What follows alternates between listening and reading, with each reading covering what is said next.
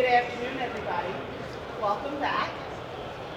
We are going to jump into our next panel, and we're thrilled to have Brian and Joel with us. We're going to talk about advancements and challenges in e-racing.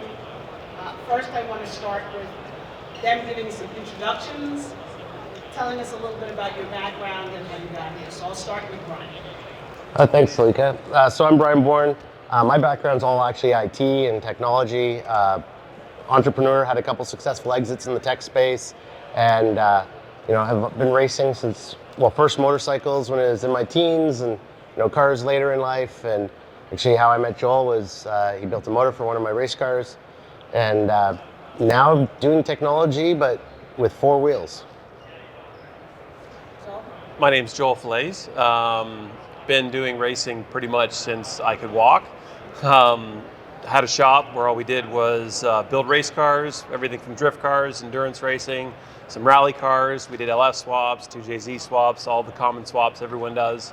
And then got into the electric space here a couple years ago and haven't looked back. Can't imagine the power and torque these things have. So this really is the future, and we've gone full bore into this new industry. I love that full bore. Listen, if I think about electric racing, it sounds pretty cool, right? But then part of me says, why? Aren't there some issues with that? I think I'm a little torn, so maybe you can explain, you've been racing for a long time, why racing? Well, I guess this goes to why did we try to build an electric race car? And it largely comes down to the fact that we spent so many of our race weekends with motor trouble or engine rebuilds. And we're like, wouldn't it be nice if something just worked? And that was kind of the genesis for the business. What we've been doing this year is NASA Super Touring racing with our car. So our car's over there. It runs 30-minute NASA Super Touring race, where if you look at pretty much everything else that's not Formula E, it's 10 minutes, like Nitro Cross, etc. So it's been substantially challenging to make that 30-minute period. Same thing for you, like you just decided to work with the technology, or? It wasn't so much that electric is another form of power that we can use. I mean, I'm all for gas, but the new challenge of something new, something with instantaneous torque, the pliability of the EV world and things that you can do and things that were just not achievable with a gas car. For example, running two different motors with two different gear ratios on the same platform, you just can't do that with a normal combustion engine without having two different engines. I could have more torque in the back than the front. Front could be my top speed, the back could be my acceleration. Like this mind-blowing things that you can do. You can put motors on each wheels. It's like, again, it's more like Lego than anything's ever been Lego before with the car industry. When you talk about it, your eyes light up and you're really excited. I can feel that energy coming off of you. I'm going to be a naysayer for a little bit, right? It's electrification, battery, stability, noise, performance, range, like so many topics, right? Yeah. I'll take noise first, because that's like the first one, right? I mean, we all like that blub, blub, blub for sure. It's funny, we were running at Grid Life Laguna Seca last weekend, and so we're out there, they put us out in Super Unlimited, and so you've got LMP3 cars out there with us and some serious kit. But people are like coming over to our paddock after, and they're like, I came over to find out what this thing is. Like I hear like a big ass blower, but then no exhaust sound. What's going on? Like our car's not quiet. It's straight cut gears. It makes race car sounds, minus that. So there's still the auditory experience. Yeah, we do. Well, what about the rest of it? There's still range and performance and of course the battery results. Thermal management is actually the big one. So range, hasn't been the biggest challenge, as you might expect, right? Because like our car is designed for club level racing. Those are 20 to 30 minute races. NASA's 30 minutes. In Canada, the CSC's 20. Like, it doesn't matter what you show up with. Like, we're only racing against gas cars. We're the only all electric. So that's the race duration. Capacity is not really the problem. It's actually thermal management. The last 10 minutes, 20 minutes off the battery has been pretty easy. Getting that last 10, by the time it heat soaks, by the time you're drawing high amounts of current mean more heat because the state of charge is lower, has been actually the big challenge for us. You might want to add to that. Yeah, not only like the thermals in the battery, but the thermals in the motor. Because unlike a gas engine where you accelerate, then you let off, the engine's in fuel cut, you've got a bit of breathing room for the engine to cool back down. Our motor is either massive discharge and then regen, so it's a constant heat load back. Like, the motor never stops generating heat. So what we actually found is there's a severe amount of heat that we need to remove from that motor. And with a gas car, you have one thing that you need to keep cool, and it likes to live at around 200 degrees Fahrenheit. Where now in a battery vehicle, we have a battery that likes to be around 60 degrees Celsius, and the motor likes to be around 100 degrees Celsius. You have two different thermals that you need to maintain. In the battery, because of the fire suppressant foam we put in it to prevent all the thermal runaways people have, is now like a big Yeti. So it's really hard to get the heat out of it, but the battery is 60 degrees Celsius. Say outside you're in California, it's 40 degrees. That's not a very big difference in temperature. So it's really hard to extract the heat out of it with that small difference. So that has been the biggest challenge. There's immense thermal needs with electric, and people just don't think of that. You don't think of the thermal needs in an electric vehicle. Well, the only time we're cooler than everybody else is on pre-grid. You're not heat soaking when you're sitting on pre-grid. It's amazing. So are you solving for the challenge? It's taken us most of this race season to solve. We worked with PWR. Some folks here might know them as CNR radiators. They've built filler plates for inside our battery that are actually quite effective now. So, I know we like the noise, and you're saying the battery's going to be okay, but performance, I mean, this is all about performance. How's the performance with an electric racing car? So it's, again, super interesting. We go into this, you think, oh yeah, all the torque at 1 RPM is going to be great. It's going to be a single speed gearbox. And then we get on there, we do a dyno run with a car, and at 1 RPM, it's at 410 foot-pounds of torque. It's like, yeah, that's great. Single speed gearbox, but finding that sweet spot, because it is advantageous to have all that torque at 1 RPM. But then with a motor curve, it starts to fall off at about 8,000 RPM. Our motor goes to 12,000 RPM. We're trying to find that sweet spot of the right gear ratio that gives you a good dig out of a corner, but then also carries that nice top speed. Because it seems to be that there's usually a sacrifice on one end or the other. So what we found is actually, while we're racing against gas cars, sometimes you end up with a bit of a leapfrog. We'll either have an advantage coming out of the hole because you have that torque right away, but then at the top end, because you have the single speed above 120 mile an hour, you start to feel that, I could really use a second gear shift.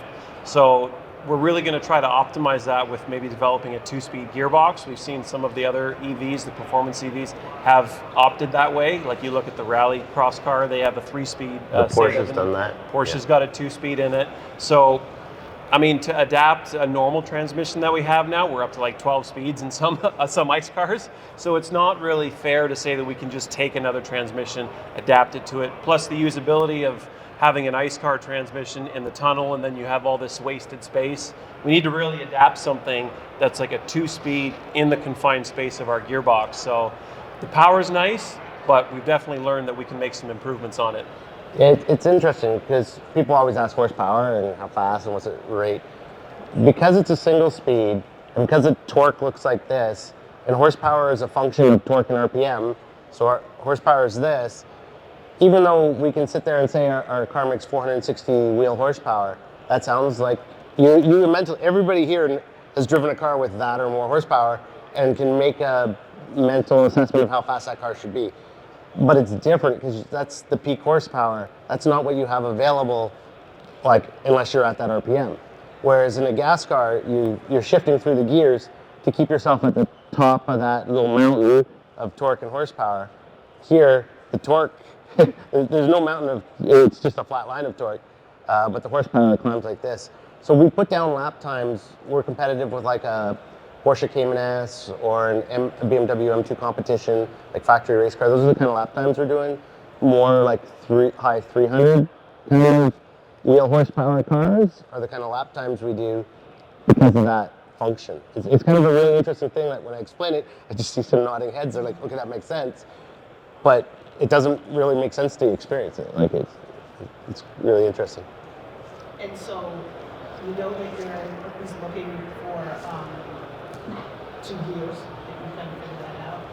What are some of the other challenges that you're trying to work through right now? Well, it might be also interesting to talk about some of the challenges just with the race series and tracks and stuff, which is part of the challenges. So there's the technology challenges, which are largely around performance and tuning and mapping and all that. Is there infrastructure as well? Yes, we should actually cover that for sure. And then there's just, when we go to new tracks, there's usually a wait, you're bringing a what? And then a conversation there. Now, frankly, if safety teams didn't at least hold up their hand and say like, wait, I think they're not doing their job. As a safety team, you should understand what new risks you need to deal with. So far, we've been successful driving everywhere we want to drive. Some short conversations, some very long ones. But really, it's a matter of educating them on what safety's been engineered into our car, which isn't necessarily there in a street car that's going out on the track. And then what's interesting is they always start being very worried about the fires, and at the end of our conversation, end up being very worried about electrocution, which is not necessarily the result I always want, but is at least make sure that they understand what the real risks are. So you're doing an education at the same time? Yeah, we've put up a number of videos on our YouTube, and we always do calls with the safety team. And some of the safety teams just want us riding along so that we're the first to touch the car if there's an incident. Our car has a safety light on the side of it, which is FIA mandated, like, so for electric vehicles or hybrid vehicles, so IMSA follows the same rules. Basically, it's really simple.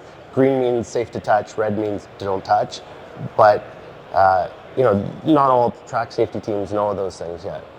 All right, so we need to make sure we get that message out there. Absolutely. So you're accomplishing getting over that hurdle of, we don't even know if we want you here, okay? Right. And, okay, so we'll agree to let you in. Now what do you need, right? What do we need to have present so you can race? I think it's just mainly safety teams are already equipped with all the necessary safety gear to handle a fire situation. There's a little bit of PPE that should be involved, just with some high voltage gloves, which readily available for up to 1,000 volts. And perhaps some respirators, which safety teams should already be equipped with. If there's a fire, there can be some other chemicals that come off burning it, but it's nothing that fire departments and safety crews shouldn't already have. I think the rubber glove is kind of the only new one. But even then, the safeties that we put into the car, because we've followed the FIA regulations and how they've mandated it, our car will warn you of an incident that's about to happen way long before it's actually going to happen. So we've very much built in the safety to the car so that it's very approachable, very easy to learn about it, and very friendly, and it's not going to do anything you don't expect. But I suspect you were asking about infrastructure, weren't you? Yes.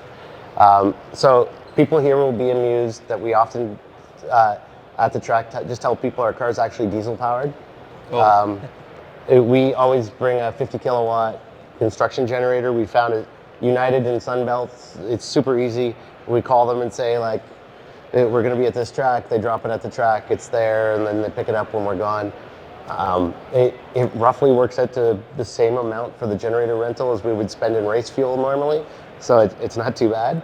And that's how we deal with it. Now, we're lucky enough that our home track is Atlanta Motorsport Park, and they have 5 level 3 chargers on the premise, so that's a big bonus. We were at Laguna last weekend. We ended up doing the generator thing, but they also have some, level 3 charging. So it's starting to happen where tracks are implementing this, but right now the answer is our car's diesel powered.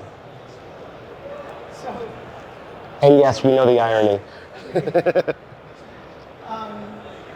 don't want to appear negative, Yeah. right? So I asked you about all the challenges and some issues that you're facing, but this is exciting, sort of new frontier in racing. Can you talk about some of the advancements, what you've been able to accomplish today, and sort of what your eye is on the future? So we've definitely been able to solve or come close to permanently solving a lot of the issues that road-going EV vehicles would have if you take them to the track, where they only last 8 minutes on a track. So Grid Life was running a Tesla 3 Model 3 challenge. They have to derate those cars in order to get them to last as long as they can so they don't overheat. So we've definitely solved for a lot of those issues that road-going EVs have. And the technology it's the batteries that really need to be improved. The motors, they're great, they make lots of power. Inverters, there's lots of options out there for that. And every week it seems that there's a new battery technology being released, and just it's exponentially getting better and better. So right now we're trying to lay the groundwork for just making good electric platforms so that when battery technology, as it gets better, more energy dense, it's easy for us to implement those changes as we get further. And battery racing will only become better and easier as the technology gets better for energy storage. It's interesting. Joel's right. Like, the battery technology is moving fast, but people are like, "Well, how long does the battery last?" In a street car, I understand why people ask those questions. But if I'm doing like a battery a year, it's still cheaper than the rebuilds I was putting into a gas motor. So we don't really worry about the lasting 15 years. Really, our goal with this car was to make it the cheapest club level car you could own from a cost of ownership. So ideally, this car is just plug it in, charge it, go out on track and focus on your racecraft. Become a better driver, or worry about suspension setup. Like, there's a front and rear bearing in the motor that require replacement every 1,000 hours, and that should be the motor maintenance requirement in the car. And you can otherwise just focus on racing. I say to people, imagine spending a race weekend racing. And they're like, that would be amazing. So, you're right, the point of all of this is racing. What's happening when you guys are on the track? Are you winning? Are you showing? How are you doing out there? It's very much a development vehicle. So NASA, National Autosport Association, essentially they class us one class over where we really should be. And we're out there developing a vehicle. We're not out there trying to take points away from somebody chasing a regional championship. And we're bouncing around from region to region, showing the car in different regions and working with different regions. So we don't want to be running at the front of that. We have podium this year, but that's wasn't really our intent. So none of us really know how to BOP the car yet. You can't just take the normal NASA runs on a power to weight. You can't just take peak horsepower times weight and slot us in. Like I said, we're running lap times closer to cars that are 50, 60, 70 horse less as a peak number, right? Because of that torque curve. So there's going to have to be a BOP adjuster. We're all trying to figure it out. So we're out there. We want to be wheel to wheel, but we want to be learning right now. So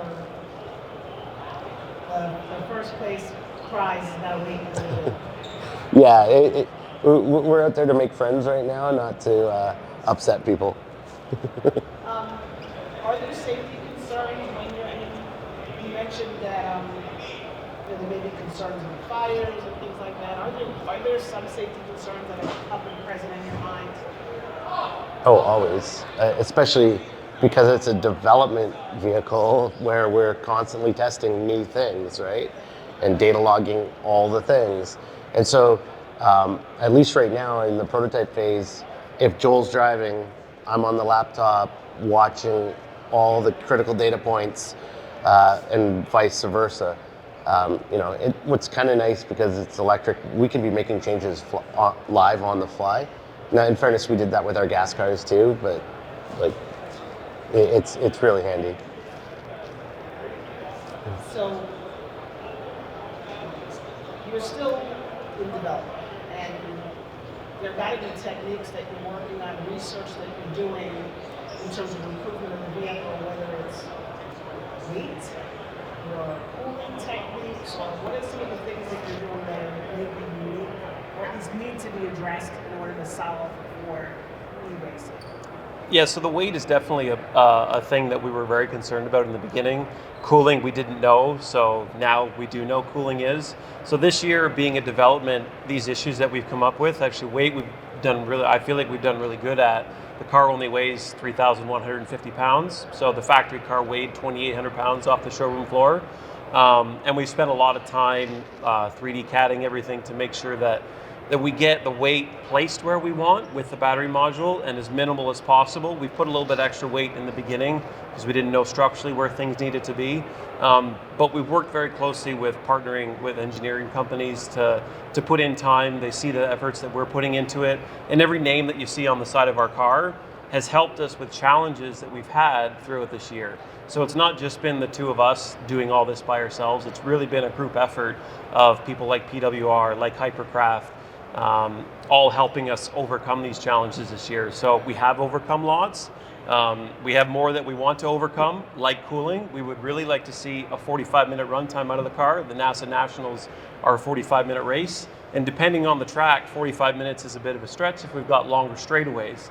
But there's not much chances to do any regen. So we really want to push the capacity of the battery, the thermals of the battery, and over the course of the winter is going to be tackling those with our partners. You have a variety of partners working with you, and I saw you are influencing the space. Who else is out there with you doing what you're doing unique? Right now, we're the only all-electric for road racing. So the biggest organizations would be NASA, second biggest one SCCA. We're the only car approved for use right now. So there's not really a comparative.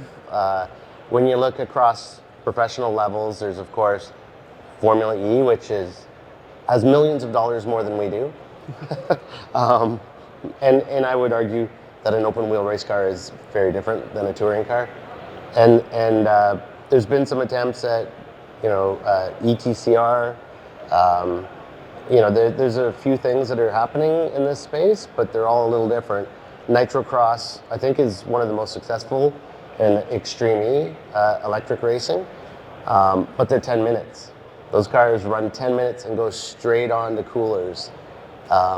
So there's lots of learning, and what's cool about the EV space is everybody is really generous about sharing information because we're all just figuring it out.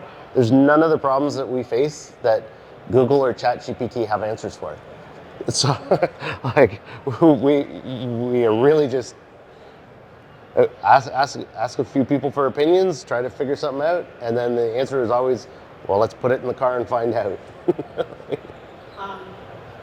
While you're doing all this research and really learning with others and improving this space, have you thought about the design of a track that is focused only singularly on electric vehicle racing and no internal combustion engine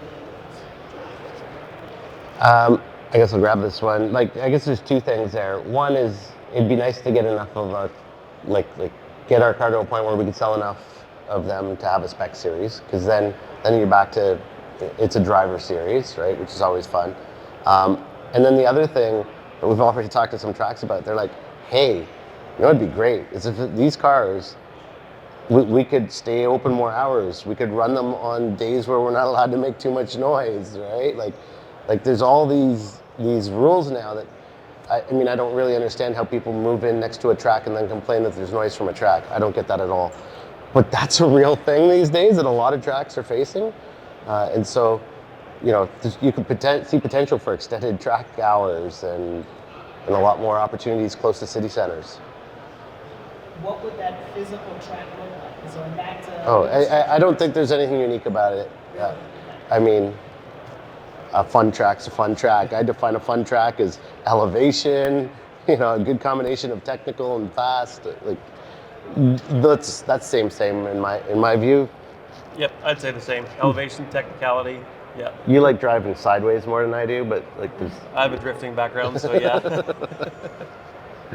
Let's talk about cost for a little bit. What's the difference between the cost for an electric race car compared to internal combustion engine?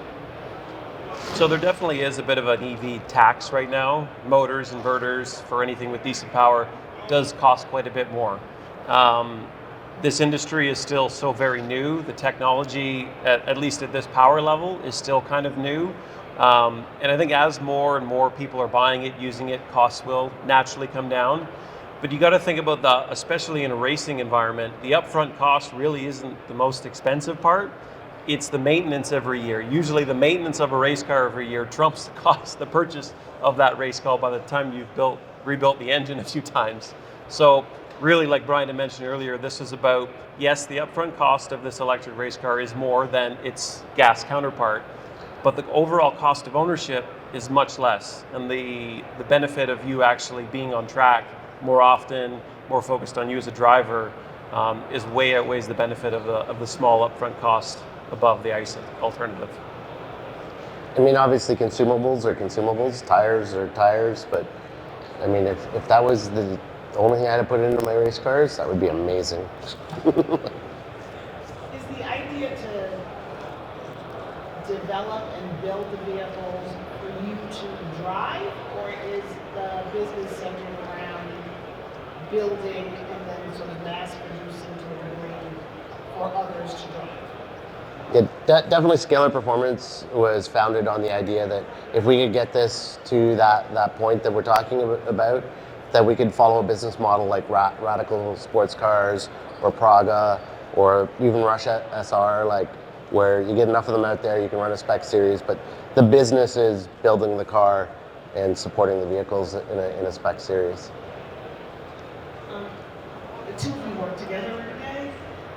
Talk a little And bit. night and weekends. 36-hour drives in the truck together. True story. What's it like though, working and building this business together, and how did it even come about that the two of you said we're gonna put our efforts together and move forward with the racing business? Well, I think it started when Brian came to me with his Nissan 350Z, and then I had built a motor for him for it, and he asked me to come kind of help him on the weekend endurance racing with it, to be a mechanic. So either this is going to work out really well in my favor, I'm going to get to drive the car, and if it doesn't break, then perfect. But if the car breaks and then he needs somebody to fix it, then now I'm out, I got to spend all weekend fixing the car. So we ended up spending all weekend fixing the car. There was lots of late nights fixing the car over the course of a year, and just the natural, we just had great sync together in working in the car. Our skills have a small overlap, but all in all, together, they create such a vast diversity that there's not really many problems that we haven't been able to solve by putting both our skill sets together. So it's pretty much a marriage now. I spend more time almost with him than with my wife. True. And yeah, it's very good synergy that we have working together. We're both doing something that we love, right? Like we love working on the cars. Like, who doesn't like working on cars and going fast? If you're here, that's probably something you love too. So, like. No, and you know, we talk about electrification in so many spaces. This is not talking about electrification and sort of being forced upon any particular group of people. This is making a determination that this is something we can try and possibly be successful at, and we're doing it voluntarily, and we're going to tinker till we get it right. And then if we get it right, or should say when we get it right, then we can share that with other people. That's at least how I see it from my vantage. Yeah, I tell people all the time, if you don't like going fast, we probably won't get along. This is not, being forced on us at all. This is quite the opposite. We're like, wouldn't it be great if we had a reliable race car and we could just go play all the time? And in places like AMP, our membership guarantees us 180 track days a year. Would it be nice if a car ran all that many days? That's really what motivated us. So, listening to both of you talk about the journey really was one born out of necessity. Having a vehicle that you can run more frequently and consistently and reliably.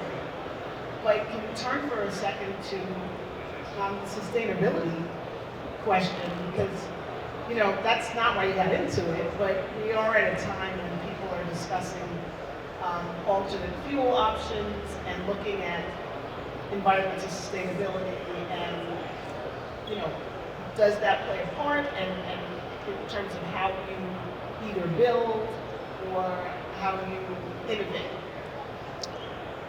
Hey, you want to? Yeah, like the sustainability of it for sure is an important factor that we do have to think about when going into the future. And if anything, I see by pushing the technology in the EV space and it becomes extremely powerful and a dominant source, then maybe that will push the other side, because I want both gas and electric.